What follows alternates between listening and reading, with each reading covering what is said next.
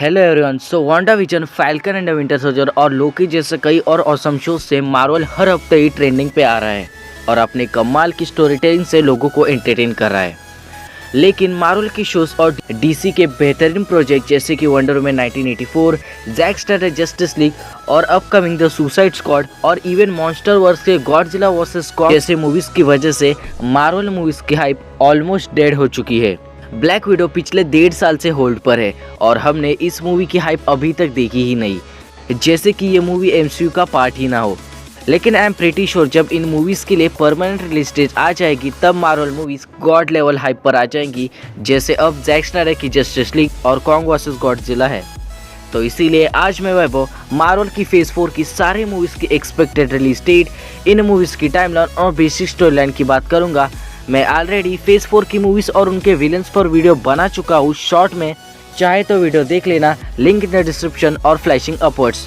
तो आप देख रहे हैं Vaibhav explain, let's begin the video.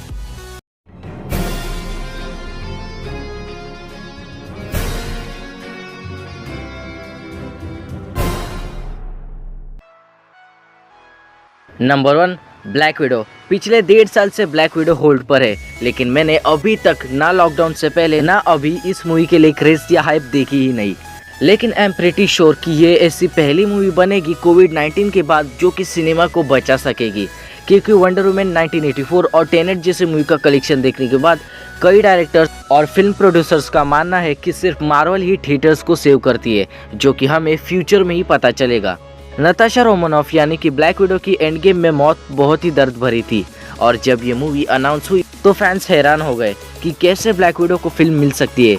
लेकिन फिर केविन फाइगी ने ही ये कंफर्म कर दिया कि यह movie Captain America Civil War के बाद और एवेंजर्स इन्फिनिटी वॉर के पहले की है, जब गवर्नमेंट कैप्टन का साथ देने के लिए नताशा के पीछे पड़ी है और दूसरी तरफ कुछ पर्सनल प्रॉब्लम्स भी झेल रही है।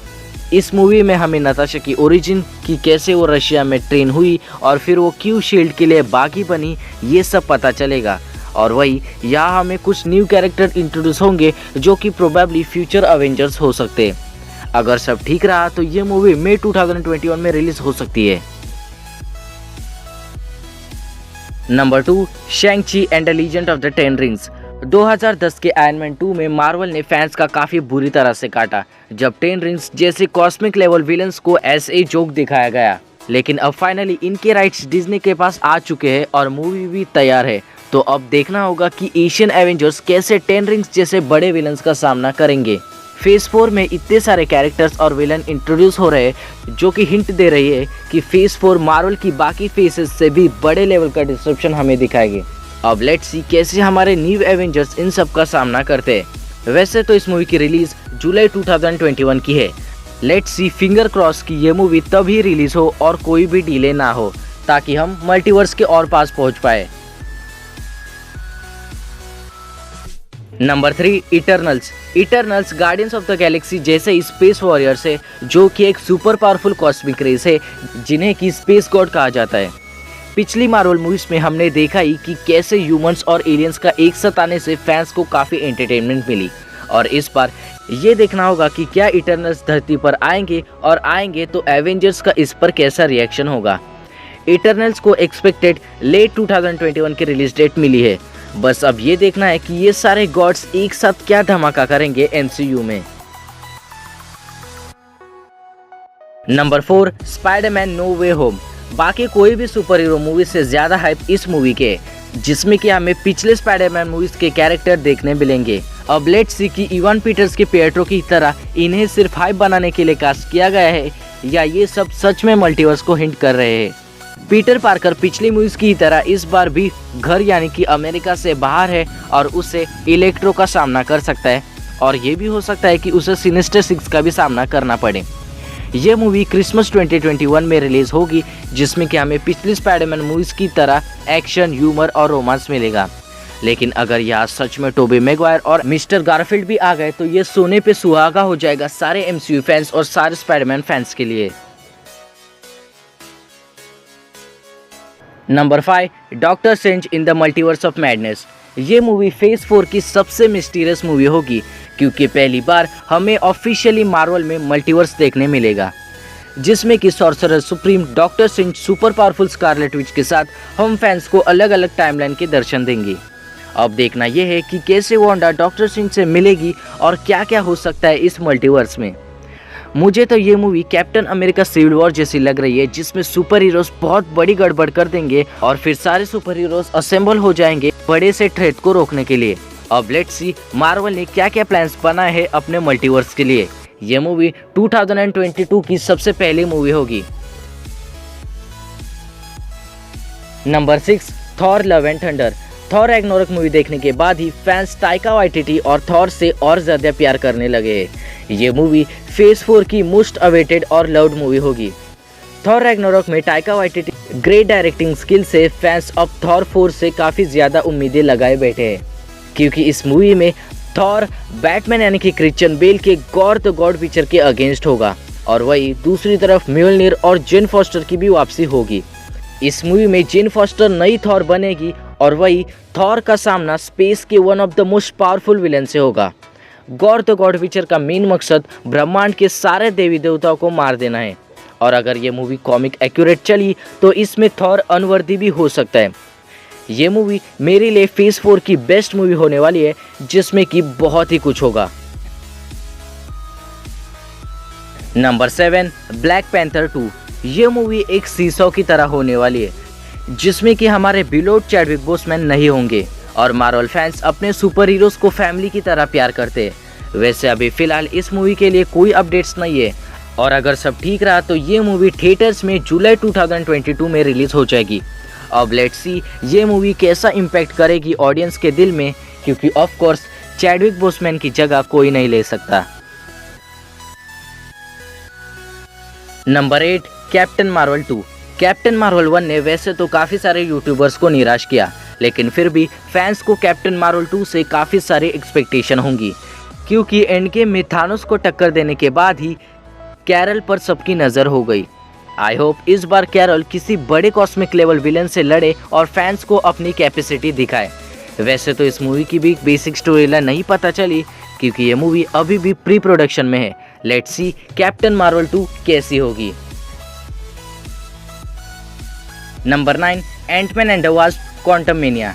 पहले Thor, Black Panther, Captain Marvel और फिर एंड में Antman and the Wasp Quantumania 2022 Marvel fans के लिए काफ़ी लेजेंडरी होने वाला है, जिसमें कि 4 मेजर मार्वल कैरेक्टर्स को मूवी मिलेगी, वो भी कॉस्मिक लेवल्स के विलन्स के अगेंस्ट, क्योंकि थॉर 4 में गॉड द गॉड पिक्चर और एंटमैन 3 में हमें गैस के दिखने के हाई चांसेस है।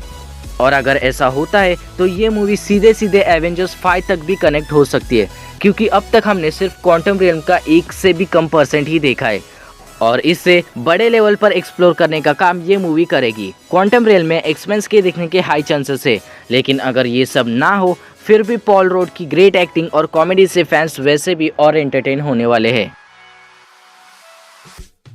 Number 10, guardians of the Galaxy volume 3।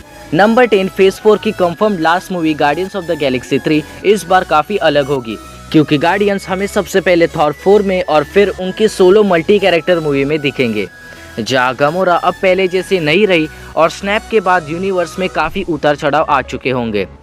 ये मूवी भी अभी डेवलपमेंट स्टेज में है, जो कि 2023 के लिए शेड्यूल है।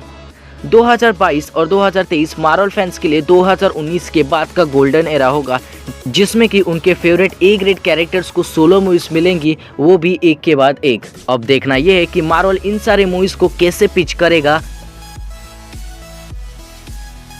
Number 11, fantastic 4। अब इस फेज की लास्ट मूवी, वैसे तो ये कंफर्म नहीं है कि ये फेज 4 की मूवी होगी या फेज 5 की, लेकिन कुछ सोर्सेस के अकॉर्डिंग ये मूवी शायद फेज 4 की लास्ट मूवी हो सकती है। MCU अब पहले जैसा नहीं रहा, अब इसमें बहुत सारे कैरेक्टर्स जुड़ रहे हैं। पहले डेडपूल और अब फैंटास्टिक फोर्स, जो कि हमें हिंट दे रहा है बहुत ही बड़े कॉस्मिक लेवल खतरे का, जो कि फिर से एवेंजर्स की नाक में दम कर देंगे। ये मूवी 2023 के लिए शेड्यूल्ड है। अब देखना यह है कि ये मूवी फेज 4 में रहेगी या फेज 5 में। हमें सिर्फ मूवी देखने से मतलब है। पहले स्पेस लेवल थिंग्स, फिर मल्टीवर्स और फिर क्वांटम रियम जैसे थीम्स के साथ ये कंफर्म हो जाता है कि मार्वल का फेज 4 अब तक का सबसे ग्रेट फेज होने वाला है। अगर ये सब मूवीज करेक्ट टाइम पर रिलीज हुई तो हम सिर्फ 2 ही साल दूर है एवेंजर्स 5 तक, जब हमें और बड़ी एंड गेम लेवल की मूवी देखने मिलेगी। जिसमें कि इटर्नल्स, गार्डियंस, फैंटास्टिक फोर और बाकी ओरिजिनल एवेंजर्स एक साथ आकर किसी एक बड़े विलन का सामना करेंगे। आई होप सब टाइम के अकॉर्डिंग हो जाए और हम जल्द से जल्द ये सब एक्सपीरियंस कर पाए। तो बस आज के लिए इतना ही। अगर आपको ये वीडियो पसंद आई तो प्लीज़ वीडियो को लाइक और चैनल को सब्सक्राइब कर दीजिए और इंटरेस्टिंग मार्वल और डीसी रिलेटेड वीडियोस के लिए। जय Hind, Vande Mataram. We can bust arms dealers all the live long day, but that up there, that's the end game. How are you guys planning on beating that? Together. Hey, Miss Potts. If you find this recording, don't feel bad about this. Part of the journey is the end. Just for the record, being adrift in space with zero promise of rescue is more fun than it sounds.